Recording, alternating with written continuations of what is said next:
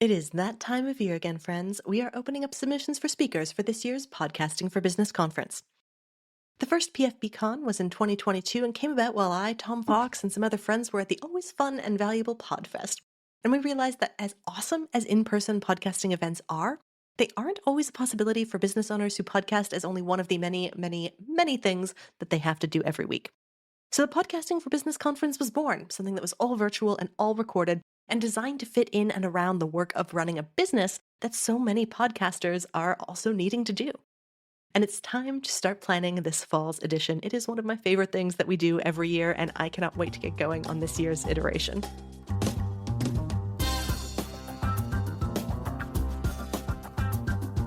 I'm Megan Doherty, the Reluctant Podcaster, and this is the company show, where we talk about how to have a successful podcast when it's just part of your very big job. This year's event is going to be taking place November 14th and 15th, with a few special events earlier that week.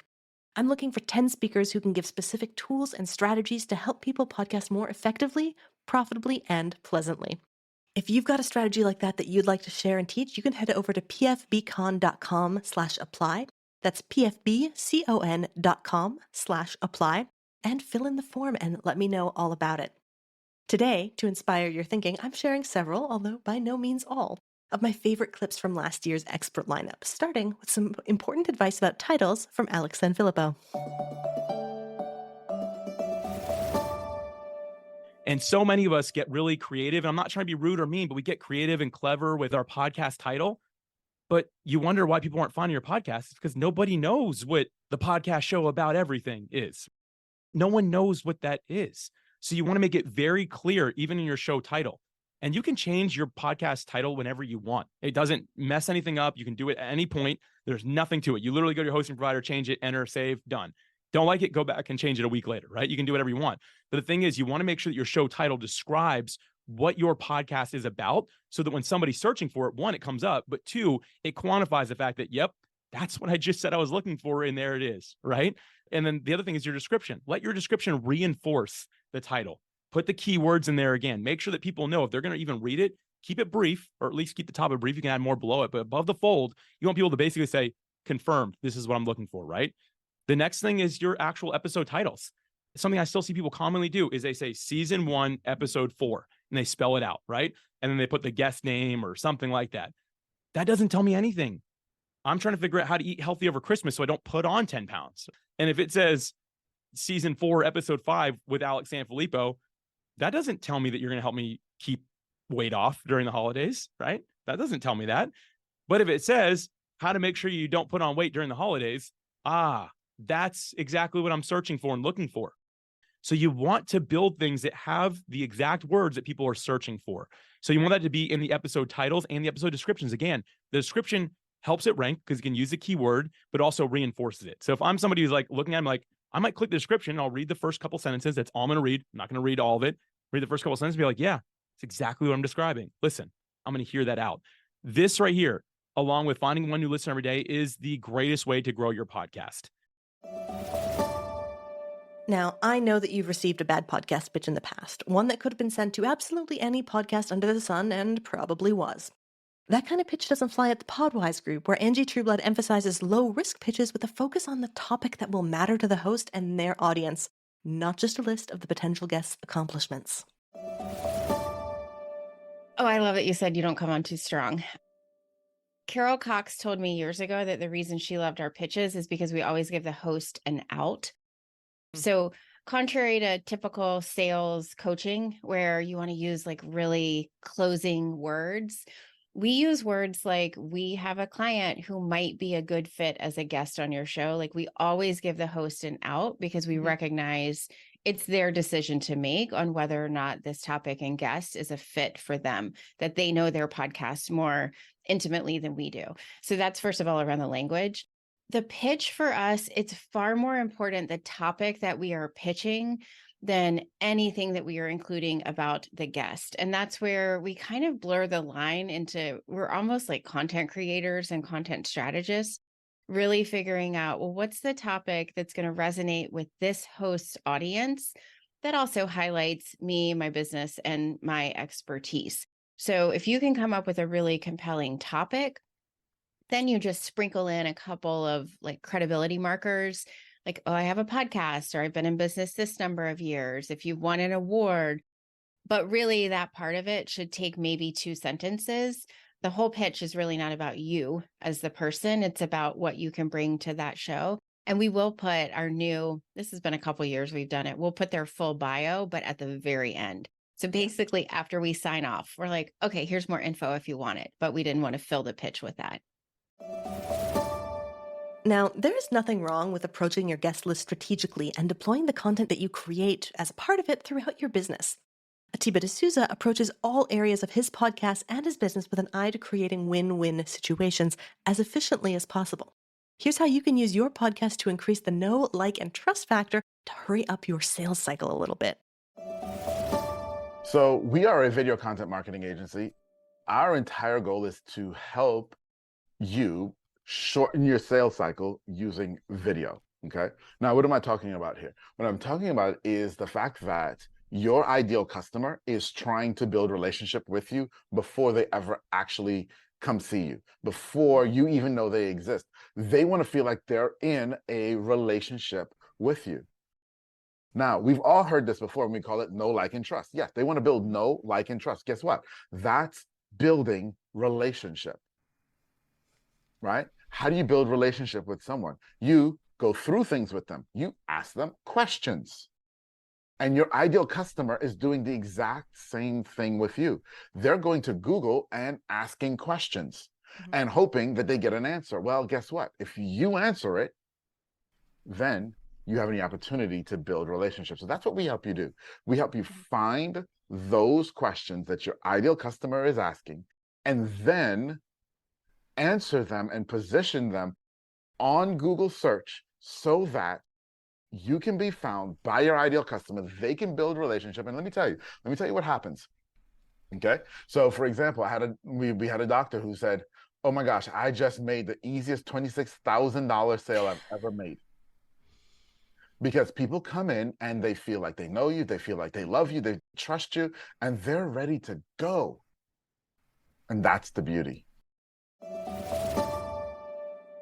One of the most popular event types we had at last year's PFBCon were the Ask the Expert sessions, and Danielle Desir-Corbett generously gave a whole hour of her time during one of them to answer all of our questions about SEO for podcasts.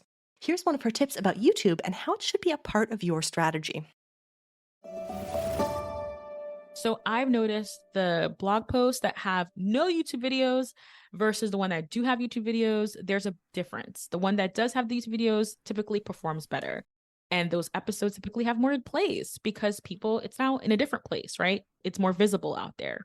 So even if you don't produce videos, I do not produce videos. I still take that audio video and I put it in my show notes to have that SEO Google juice. So you could still leverage and use that. Imagine if you don't have that capability with your hosting platform. You can still look for within YouTube a related video. Maybe your guest has a YouTube channel.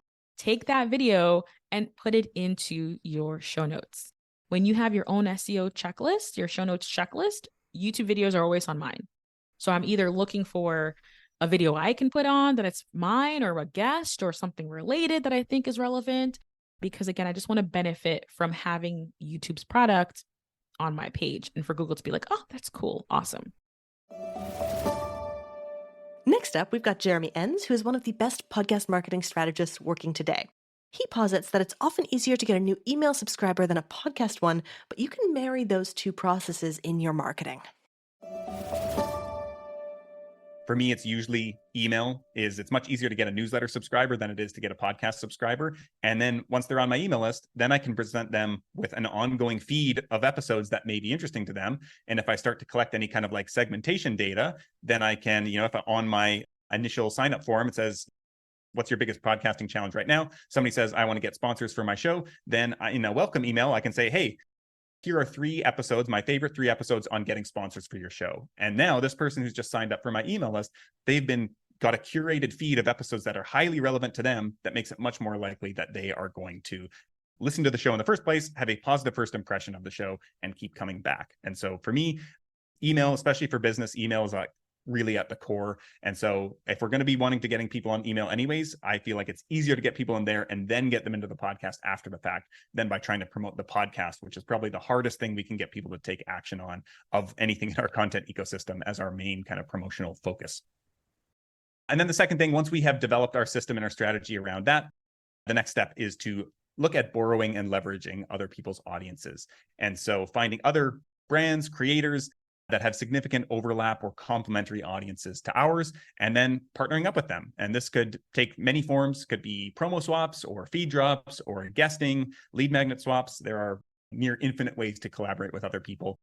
Kind of the limits are your creativity, but we can kind of leverage all of those. And if you can do this, this is really the only strategy that you need, in my opinion, is collaborations. And you can build your entire marketing strategy around that forever.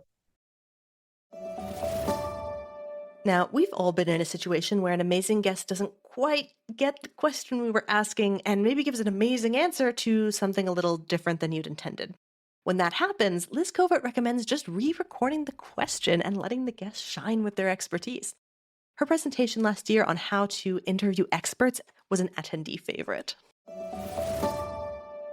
I would not be afraid to re-record some of your questions if you need to. Now, you do get into a thing, we re-record all our questions because we always have to re-record one, because you asked a question, the guest answered something completely different. And it's genius, right? But the question you asked does not make sense for the answer they gave. So we may have to insert one or more questions, and you do want them to sound somewhat similar. You don't want to sound that all the time, but there are earlier examples on the podcast where you can hear I re-recorded one or two. And the best way to do that is to record it in the same space with the same equipment that you use to record the interview.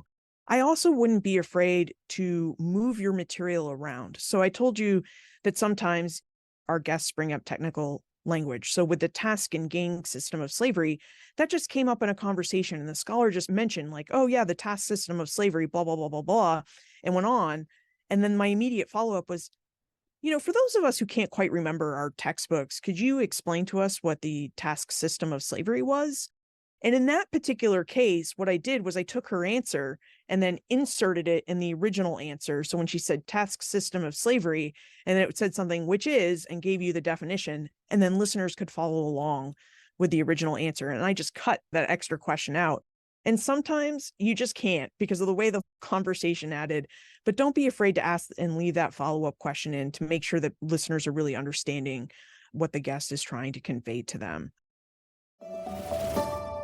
Finally, here's a note from the compliance evangelist himself, Tom Fox, that exemplifies just how much you can do with podcasting when you're willing to experiment with the model and take chances on different kinds of niching and structure.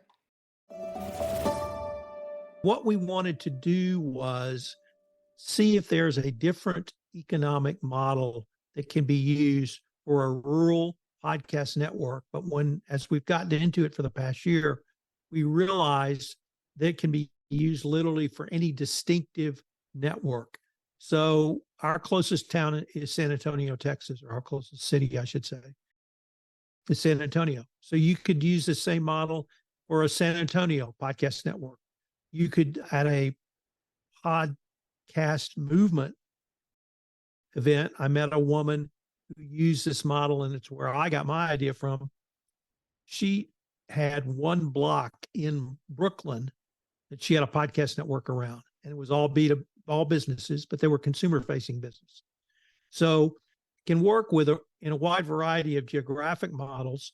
The prior economic model for a rural podcast network was to have one major or mega podcast, and whatever the topic might be, hunting, fishing, farming, wineries, birding, you name the topic, golfing. That would basically pay for the entire network, and you would have more odds built around that. Well, we didn't think we were going to have that sort of national or international podcast out of Kerrville. So what we decided was to try something different. So as Andrew said, we founded this in October 2022. We started with 3 shows. We now have 12, and we have 1,700 subscribers to the network. The significance of that number is there's just over 20,000 people in our hometown. And the newspaper that I'm going to talk about, we have a 3-day-a-week newspaper, has 3,000 subscribers.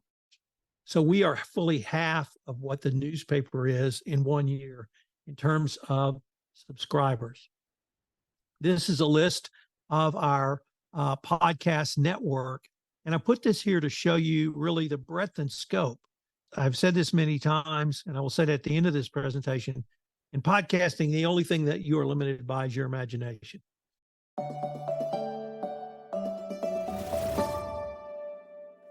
I hope this has got all of your creative juices flowing. And if you have some important learning or an idea or a strategy for a community of business owners, experts, service providers, marketing managers, and directors, I want to hear what you've got in mind.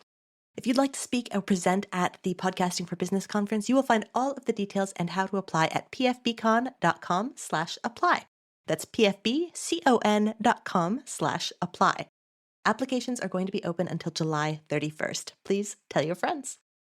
And while I'm asking for favors, you may know already that I've written a book called, shockingly, Podcasting for Business. It's going to be releasing in early September this year. This is a project that has been years in the making. We have completely codified the business podcast blueprints and created a handbook that you can use to design or refine and optimize a podcast to bring real bottom line value to your business. What you don't know yet is that I'm going to give an absolutely free PFBCon Podcasting for Business conference ticket to every single person who pre-orders it. Hopefully, this is something that you think would be of value for your community that would help them get more out of their podcast. And so you can find all the details about that also on the pfbcon.com/apply page. And if you want to talk in detail about maybe a co-promotion or getting in on what could be a pretty cool opportunity to make the conference really accessible and available to a lot of people, you can contact me through any contact form at podcastingforbusiness.com or find me on LinkedIn. Link is in the show notes. Let's talk about it. Next week, we are going to be back with another episode talking about sponsorship and what you need to know if you're going to try and monetize your show or anything else via those means.